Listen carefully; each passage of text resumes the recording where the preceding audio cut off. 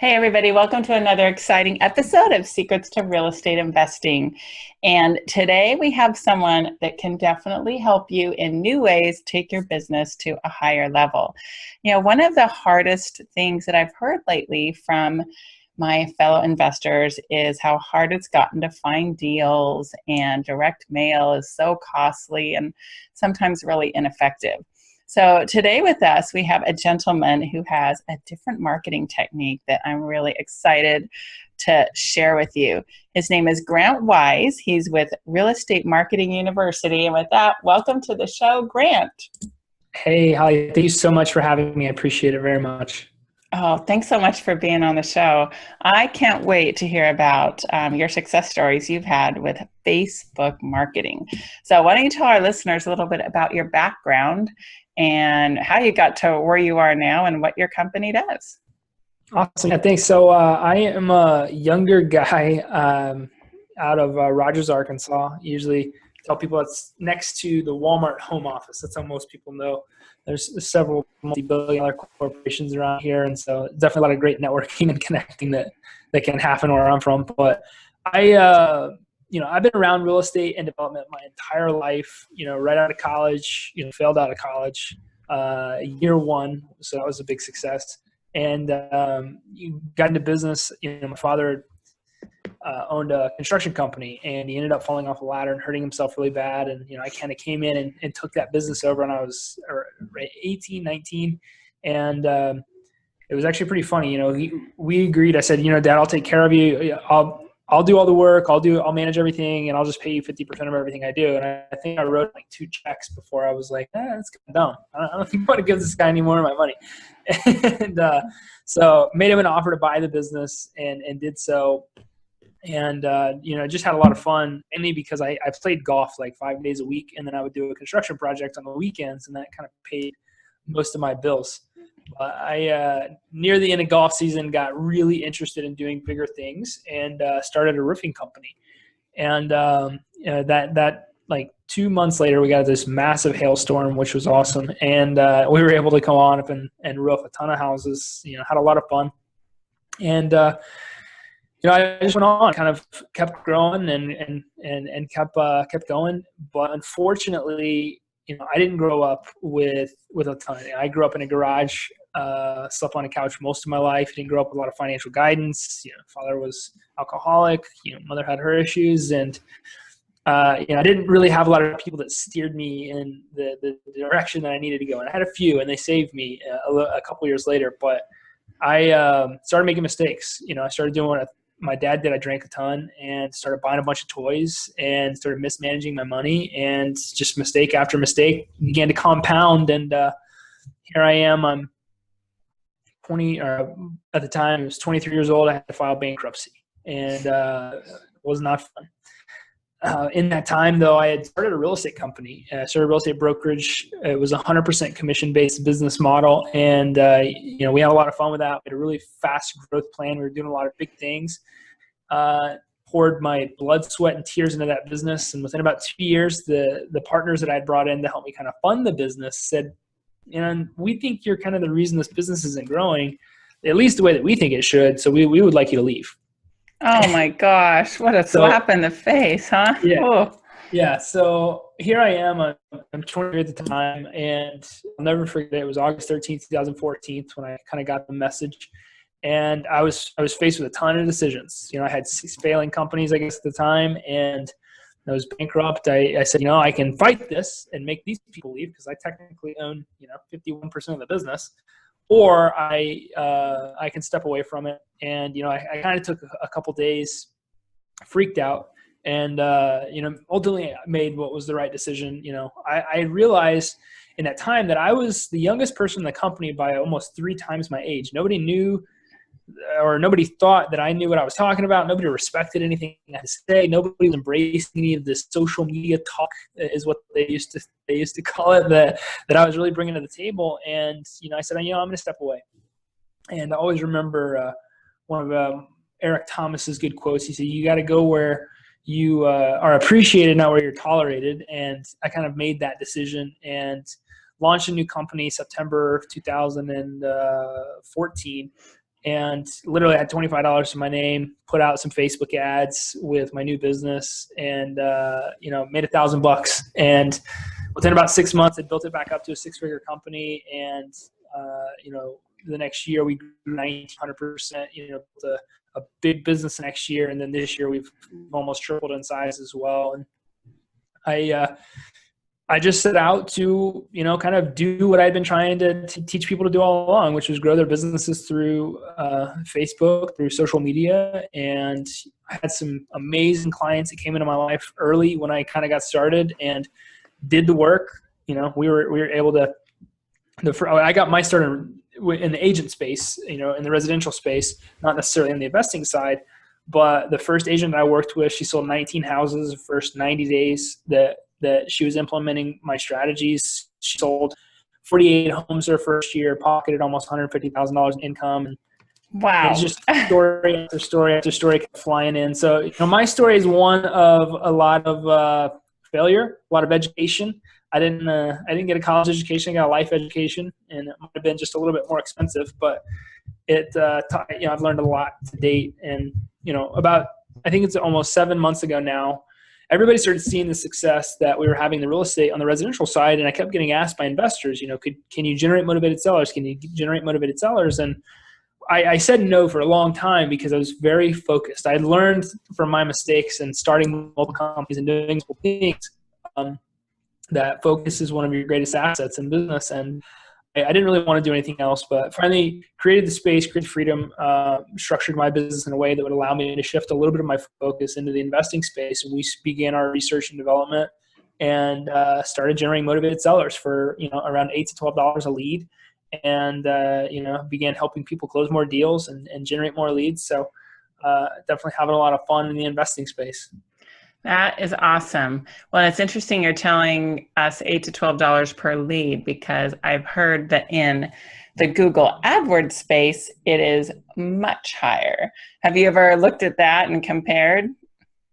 I not like personally. I've not like dabbled in any of the PPC stuff.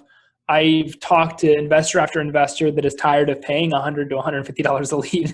And, we've definitely worked with a ton of investors that are shifting a lot of their attention to Facebook because, I'm not really a huge fan of theories. I like facts. I like tested, proven results. I like to hold it, to see it, touch it, feel it before I really put my name on, any information that I'm going to give somebody. And so I just stuck to that from a Facebook ad standpoint, and in the investor space, just kind of have handed over some information that people have loved and have been able to take off with, and being able to reduce somebody's marketing expenses 80 to 90% has been pretty fun.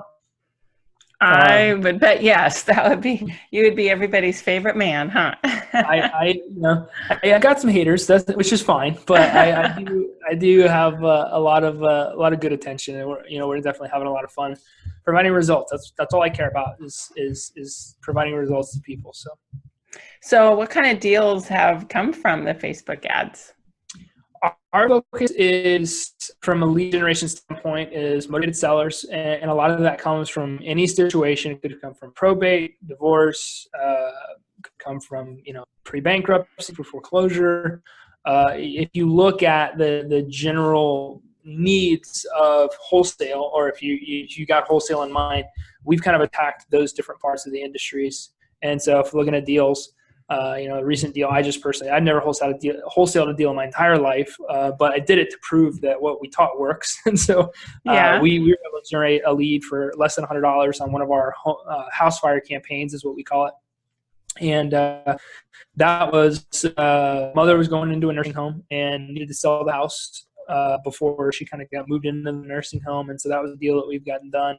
And we just had another, big success story come in a couple of days ago. I can't remember the specific situation, but it was within that typical realm of, needs when it comes to, wanting to wholesale your property. Interesting. So you made some money on your deal, I take it. Go ahead. Yeah, I'm still actually trying to get it assigned, or I haven't really messed with it because I just now yesterday got the title work back to make sure everything was clean and clear. We should make at least $10,000 on the deal easily. And even if I just went to assign it to somebody else just to prove that my concepts worked, that would be a huge win because I'd still walk away with $4,000 or $5,000. And having spent less than 100 to get the deal, that's pretty good ROI. So. Yeah, it's really good. Well, I hope it's not so good that you quit what you're doing because it sounds like it could be really lucrative. It did kind of open the door. I had it was funny actually. I had an investor hit me up a couple of weeks ago and says, "Hey, I hear you're kind of the best at the whole Facebook stuff, and I'd really like you to do it." And I was like, "Yeah, sure. Where are you from?" And he's like, "Oh, I'm actually in Northwest Arkansas." I was like, "I'm sorry, man, I can't help you." I think I'm going to keep those deals myself for a little while. I can't help you. Sorry. Well, that's smart. So do you have any success stories of students? I mean, I know that was your own, but what about students or people that you provide the service for? Yeah, so from a student standpoint, we had Javier. I could share that testimony that you can put in your show notes if you'd like. Javier was a student. I can't remember specifically which market he was from, but came in and implemented a couple of different marketing campaigns that we teach. We have really 4 or 5 right now that are really good for generating motivated sellers. And he implemented what we call our house fire campaign and generated a bunch. He got a lead like the first night that he put the campaign in place. And he was joking about it. He got the call like the next day. The lead came in. He picked up the phone, called, and he was headed somewhere else, literally turned right around to go do the deal. And he said he didn't end up getting to close the deal because the husband wanted to do it. Wife was still like, I don't know if this is the right thing to do. And he believes that, there's a deal sitting there. You just got to nurture the relationship. But about a month and a half went by, generated leads, kept cultivating relationships. And after spending around $1,000 to $1,200 in marketing, he got a deal under contract. He says, I think he made around $8,000 in the deal. And it's just a great ROI that he was able to get from Facebook ads, especially compared to a lot of the old strategies. And the way that he put it is, even if I don't stop doing some of those old strategies, this is a great addition to my business. It's almost like building another lead pillar in my business that's going to bring me right now very inexpensive leads and that are leading to very inexpensive closings, which are going to help me grow my business substantially in 2018. So it's a wonderful success story coming from a student for sure. Well, I can't wait to learn it myself. So I'm going to be trying it here in Southern California. So can you give us like a basic overview? I know you can't teach us in 10 minutes everything how to do this, but what's kind of an overview and some basic quick tips? And can people do it themselves, or are they better off hiring someone like you to do it for them?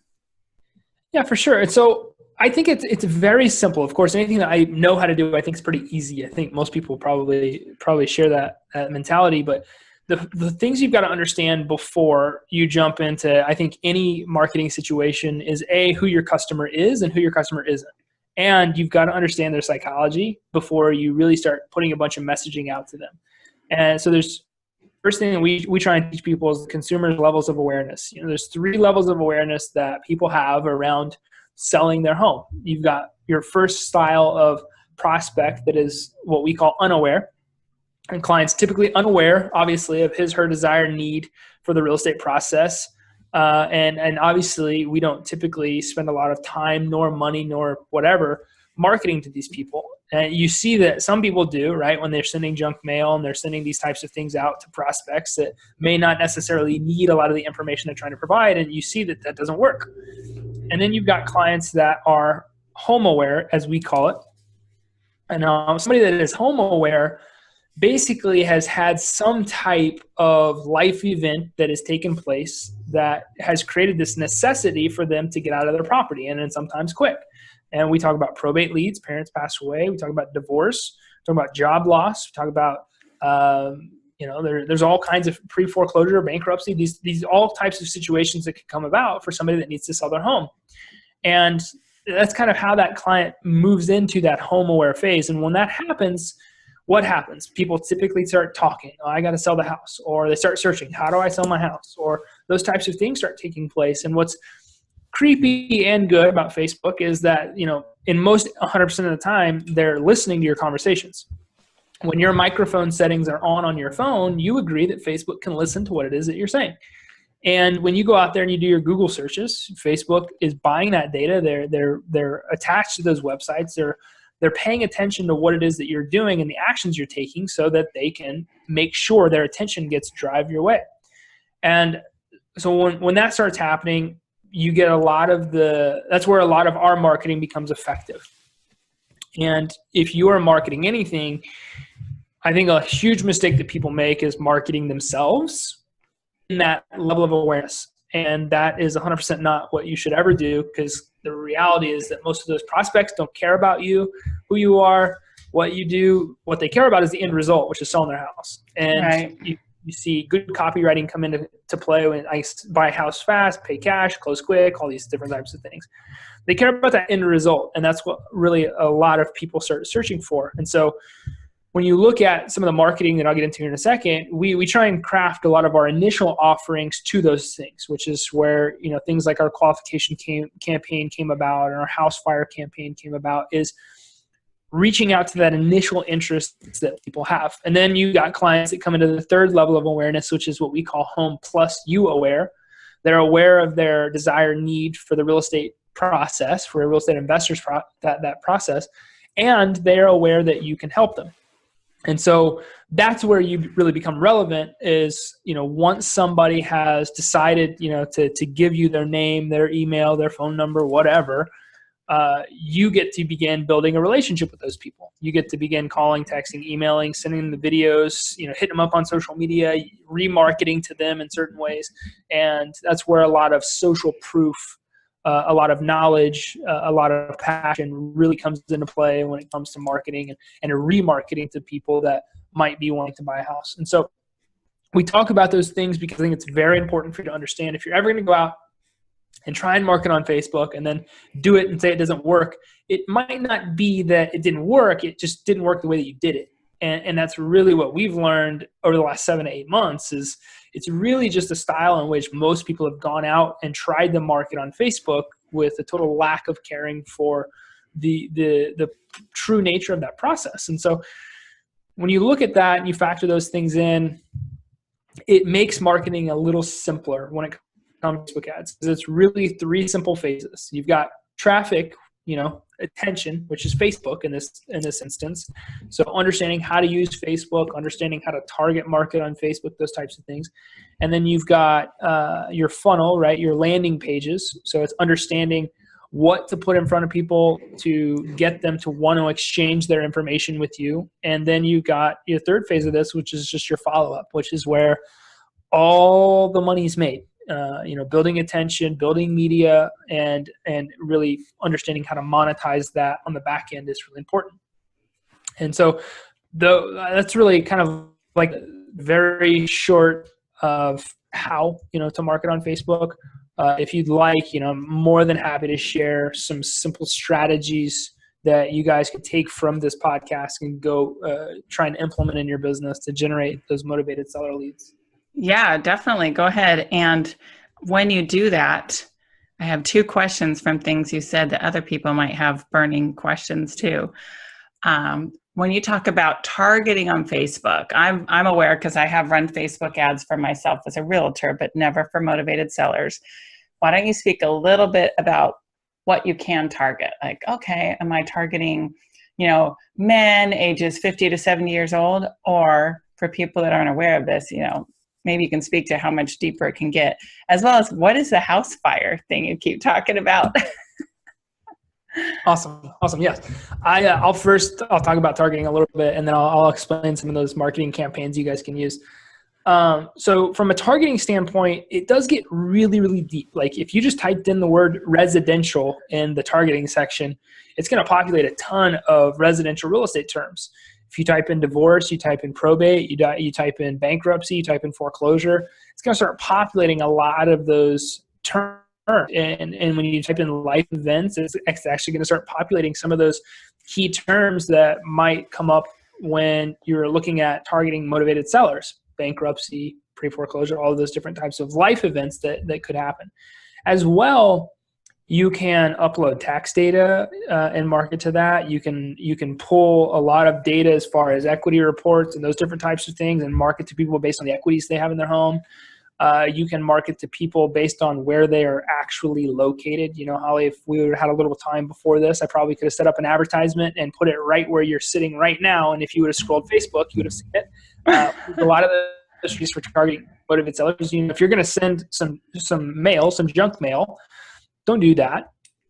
We have a digital postcard strategy. You literally take what you were going to send them in the junk mail and you put it on Facebook and you target it to the exact same area. The only difference is there's a couple of major differences. A, you're going to decrease your marketing overhead on that farm significantly, and B, you're going to get attention where people actually are, which is on this little bitty 3x4 inch billboard that they will not let go of, and that's why it's so much more effective.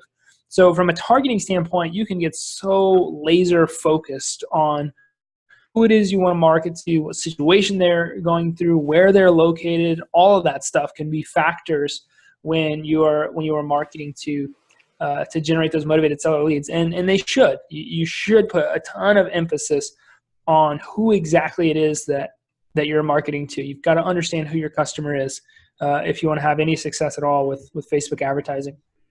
And, and then what's the house fire? Yeah, so the house fire campaign it's actually a funny campaign. We were thinking through creatives for, you know, developing strategies that would work. And I was sitting there and I was like, why not just, you know, put a video of a house burning on fire and, you know, tell people not to burn their house down for the insurance money, to sell it to me instead. And so it actually started as a little bit of a joke, but, you know, we always hear people say that, like, oh, I'll probably just burn it down for the insurance money. And so we put up, it's literally a video of a house on fire. Do not run this advertisement in California. It would not be funny right now. Right. Not in certain areas anyway. Got to say that. Obviously don't do it in poor taste, but we put a GIF of a house on fire, and the advertisement really specifically just says, you know, hey, don't fix your house up, just sell it to me instead. You know, click here to learn more, or, you know, type below if you know anybody that's interested in selling their house. And when they type below, basically it would activate a messenger bot that would start communicating with them. And, you know, it closes a bunch of leads. It generates a bunch of leads, which is great. $8 to $12 leads, basically wherever we've seen it ran, some less, some a little more. And it starts a lot of conversations. It's the only reason we run social advertisements, is to start conversation, create communication. And we have had a little bit of negative feedback. Some people got offended, you know, with the fire thing, which is why I said be careful about it. But it totally plays to the psychology of a motivated seller that is scrambling, thinking of like, what in the heck am I going to do? I got to get rid of this house. You know, don't burn it down for the insurance money. You know, let's buy that thing instead. Don't fix it up. Let's buy it from you instead. And so that's really the premise behind the campaign. It's very, very simple. It's very easy to put in place with a little bit of targeting, and it generates a ton of leads. And the next campaign that we teach is one that we call the qualification campaign. And so it's kind of a Facebook lead ad, or you can run it to a landing as well. And it's basically, you know, download this free list of homes that I buy in this area. And really all it is a list of homes that a wholesaler would purchase or an investor would purchase, and how they can begin to go about getting that done. It's a great campaign, generates a little bit of buyers. We're kind of working on why it does that. And the feedback that we've gotten is some people says, well, I thought if you bought houses, you probably had houses to sell. And we're kind of fixing some of the targeting in there, but it still generates campaigns, $8 to $12. It re-engages a lot of people that go through some of your house fire campaign. So it's great from a remarketing standpoint. And another campaign that we have that's working really well right now is a campaign called The Scholar. And basically, it's a video-based campaign where you put out a series of Facebook Lives, or you put out a series of videos, and you show off a little bit of your knowledge. You just talk about the investing process. And if you target it to the right people, you know, that are in the right situation, it becomes very attractive because they want to know how they could go about selling their house to an investor without talking to an investor.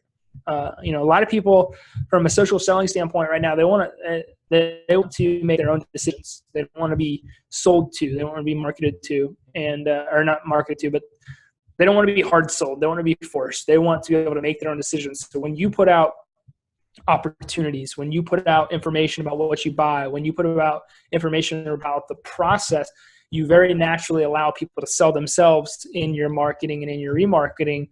And so you're getting good quality leads at a really low price. Awesome. I love it. Taking all kinds of notes. I can't wait to implement this stuff. Because I got to tell you, I've been a little bit put off by direct mail, because I have friends that get the haters and the callers, and I'm going to hunt you down and kill you, and like that kind of stuff. But yet with this, I would imagine there is little to no hate callers. I mean, for one, they don't even really have your phone number. I mean, unless you're putting it on there. And it's people that are interested, like they're attracted to you and attracted to your ad, right? In any online lead generation, you're going to get some trolls. I mean, I've definitely gotten the, FU at fu.com that have opted into some of the campaigns, but you genuinely get a lot of people that are interested because they're going the extra mile. They're filling information out. They're in at the heat of the moment where they got to make decisions that they may not want to make. One of the things that we've learned in the conversion process, talking about the follow-up is, it's great to get the leads. But I was on Grant Cardone's network the other day. I was doing a little bit of training around how buyers are liars, or in this case, sellers. And one of the things that you guys have to understand when you generate leads is that these sellers will lie to you. And that's just a fact. Because if they don't, what they're basically having to admit is the reality of the situation that they're in, which is that they really are going bankrupt. They really just lost their job. They really just lost their parents. They're really getting a divorce. And those are very tough things. And I've done so much consulting over the last 6 months in the investor space with ISAs and with people closing deals. And it is baffling to me how little time people are trying to spend on the phone with these people that have major life situations that they're going through. And it's not surprising at all why conversion rates are so weak. And, one of the things that hopefully I can, even if this is the only thing you walk away with, is that in social lead generation, you're going to get a lot of really good leads, but you're going to get a lot of people that don't want to admit some of those very hard life truths that they're going through. And if you can be a human being as opposed to a robot just trying to close more deals, you will close more deals being relationship focused, being more relationship centric in any of your conversion. If you go back and look at any of the communications I've had so far from an investment standpoint on leads, it was not within the first 2 seconds, hey, when can I come by your house? It's just a hard slap in the face that people are like, I don't know what you're talking about. I didn't opt into any campaign. Please lose my information, whatever. And we just kind of totally shifted that mentality to, hey, can I jump on the phone and tell you my story? Because if I can relate with you from a bankruptcy standpoint, we're probably going to be far more likely to get a deal done. I walked into the house that I bought a couple weeks ago, and it was two brothers that were feuding with each other over what was going to happen with their mom's house. And, instantly it's like, hey, man, I fight with my brother all the time. I get it. It's a lot of relationship-based conversation. And, walking through the house, having conversations about motorcycles and, he's from Iowa. Oh, how much hunting have you done recently? And, just stuff like that. Look for how you can build a relationship with people, not how you can just come in, buy their house and go on to the next deal. There are parts to the investing process that are just hard emotionally because of the real life stuff that people are going through. You can be cognizant of that in your marketing and in your conversion. You will do far more deals. Amen, brother. Yeah, I mean, I was visiting a seller's house a couple of days ago, and super barky dog. And the guy's like, oh, he won't bite, he won't hurt. So of course this dog means everything to him. So I go up, let the dog sniff me, and I'm petting him because I knew it would be meaningful to him if I liked his dog and showed his dog appreciation. I mean, you just got to show him some love, show him you care and that you're a nice, kind person. And that's the deal that I just tied up half an hour ago. I was telling you about, make nice with the dog and be kind to the seller and show some empathy and say, oh, I wish I could pay you more, because I do, I do wish I could pay more, and they can feel that. So don't be a jerk, right? Yes. Yes. Well, 100%.